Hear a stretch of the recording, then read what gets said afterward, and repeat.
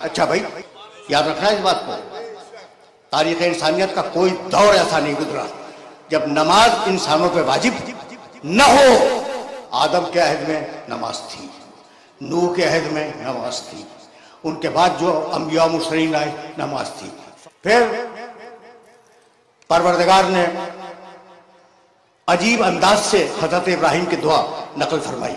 واضح تصور ابراہیم کے عہد سے آتا ہے، ربنا انی اسکنتو من ذریتی بواد غیر ذی زرع عند بیتک المکرم۔ پروردگار میں اپنی باد ذریت کو تیرے مکرم گھر کے پڑوس میں آباد کر کے جا رہا ہوں۔ کیوں؟ ربنا لیقیموا الصلاۃ، اس لیے کہ وہ نماز قائم کریں۔ یہ تو ابراہیم کا عہد تھا۔ اسماعیل کان یامر اہلہ بالصلاۃ والزکوٰۃ، اسماعیل ہمیشہ اپنی اولاد کو، اپنے اہل و عیال کو تاکید کرتے تھے کہ نماز قائم رکھو۔ اب یہاں تک آ گئے ہم، ابراہیم و اسماعیل یہ ہو گئے نا۔ اس کے بعد یا مریم اقنتی لربک واسجدی وارکعی مع الراکعین، مریم قنوت پڑھو، نماز پڑھو، رکوع کرو، سجدہ کرو۔ اچھا بھائی عیسیٰ کہ کہنے لگے کہ انی عبداللہ آتانی الکتاب وجعلنی نبیا۔ عیسیٰ گود میں بولے تھے میں اللہ کا بندہ ہوں، اللہ نے مجھے کتاب دی ہے، اللہ نے مجھے نبی بنایا ہے، وَأَوْصَانِي بِالصَّلَاةِ وَالزَّکَاةِ، اور اللہ نے مجھے وصیت کی کہ میں نماز قائم رکھوں۔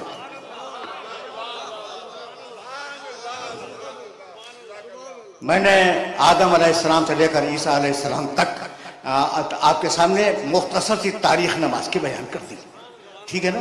تو اب وہ ان کے ارکان کیا تھے، ان کے شرائط کیا تھے، مجھے نہیں معلوم، اور اگر کچھ توریت و انجیل میں مل جائے تو اسے بیان کرنے کا محل نہیں ہے۔ یہ میرا موضوع نہیں ہے کہ ان کی نمازوں کے ارکان کیا تھے، ان کے شرائط کیا تھے، ان کے لوازم کیا تھے، یہ میرا موضوع نہیں ہے۔ مسئلہ تو یہ ہے کہ اقیموا الصلاۃ لدلوک الشمس، تم نماز قائم کرو، اے مسلمانوں تم نماز قائم کرو، یہی ہے نا مسئلہ۔ تو اب ہم کیسے پڑھیں بھائی؟ ہم نماز کیسے پڑھیں بھائی؟ ہم سنت عیسیٰ پہ نہیں ہے، سنت موسیٰ پہ نہیں، ہم نماز کیسے پڑھیں؟ اچھا بھائی سوال ہے نا، تو اچھا بھائی ہم نے قرآن اٹھا لیا، اور قرآن اٹھانے کے بعد دیکھا قم اللیل الا قلیلا، قم قیام کرو، ایک آئٹم مل گیا مجھے، ٹھیک۔ پھر دوسرا آئٹم ملا ربک فکبر، تکبیرۃ الاحرام کو، یہ بھی مل گیا۔ ارکعوا واسجدوا، رکوع کرو سجدہ کرو، یہ بھی مل گیا۔ قیام بھی ملا، تکبیرۃ الاحرام بھی ملا، رکوع بھی ملا، سجدہ بھی ملا۔ بھائی مل گیا نہیں؟ میں اب کیا کروں گا؟ پہلے سجدہ کروں گا، اس کے بعد رکوع کروں گا، اس کے بعد قیام کروں گا، اس کا کہوں گا اللہ اکبر۔ یہ نماز منہ پہ مار دی جائے گی۔ بھائی ٹھیک ہے یا نہیں؟ اچھا تو اب کیا کریں؟ کہا صلو کما رأیتمونی اصلی۔ اب یہاں سے میرا محمد داخل ہوا شریعت میں، اب یہاں سے شریعت میں میرا نبی داخل ہوا، صلو، سب نے لکھا ہے اس روایت کو، کما رأیتمونی اصلی، ویسے پڑھو جیسے مجھے پڑھتے ہوئے دیکھو، ویسے پڑھو جیسے مجھے پڑھتے ہوئے دیکھو، یعنی قرآن سے ڈھونڈ ڈھونڈ کے نہ پڑھنا، مجھے دیکھ کے پڑھنا۔ جو کتاب زمانے محمد میں کافی نہ ہو وہ آپ کو بعد میں کیسے کافی ہو گئی؟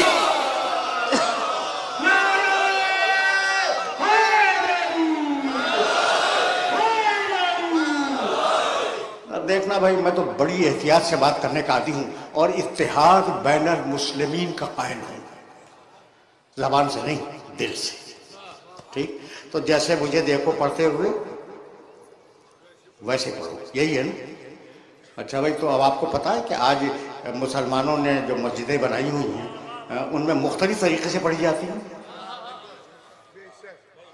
مختلف طریقوں سے پڑھی جاتی ہیں، آپ کے علم ہے نا بات؟ اچھا بھائی تو اب چھوڑو مکے کی زندگی کو، بات بہت لمبی ہو جائے گی، لیکن ایک بات اب مجھے سے سنو گے اور مجھے سے سنتے جاؤ۔ مکے کی زندگی کو تھوڑی دیر کے لیے چھوڑ دیں، مدینے کی زندگی جہاں رسول ایک سربراہ، اسلامی معاشرے کے سربراہ کی حیثیت سے تشریف فرما ہے، 10 برس رہے نا مدینے میں۔ اچھا بھائی 10 برس میں ایک دن میں کتنی نمازیں پڑھی؟ 5 مرتبہ۔ لوگوں کے سامنے جماعت پڑھاتے تھے. کتنی پڑھی بھائی ایک دن میں؟ 5 مرتبہ.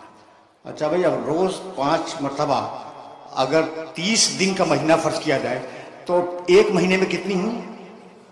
150.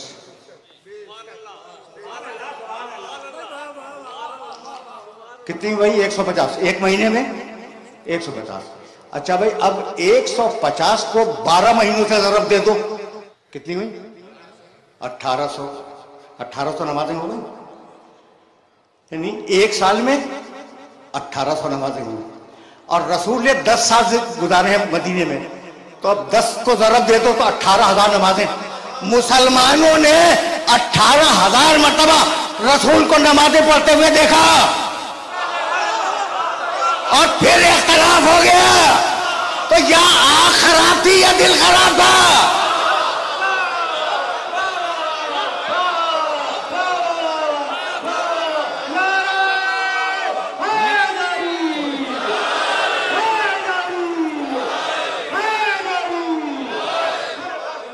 یہ تو حد ہو گئی نا کہ 18,000 مرتبہ دیکھا اور پھر نماز مرتب نہ کر سکے.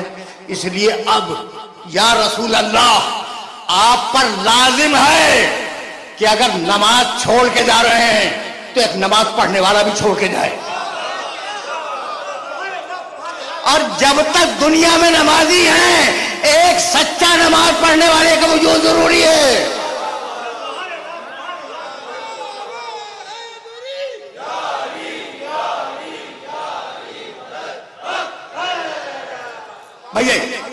یہی سبب ہے.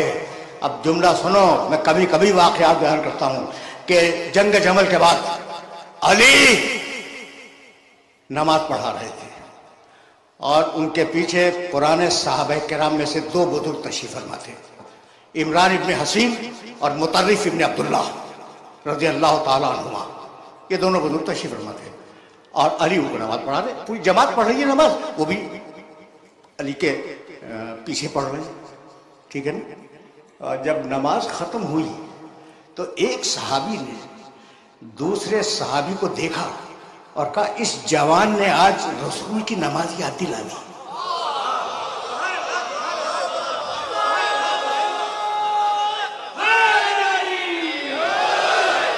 اس جوان نے آج رسول کی نماز یاد دلا دی. یعنی یہ جوان فقط ممبر کا وارث نہیں ہے، مصلی کا بھی وارث ہے.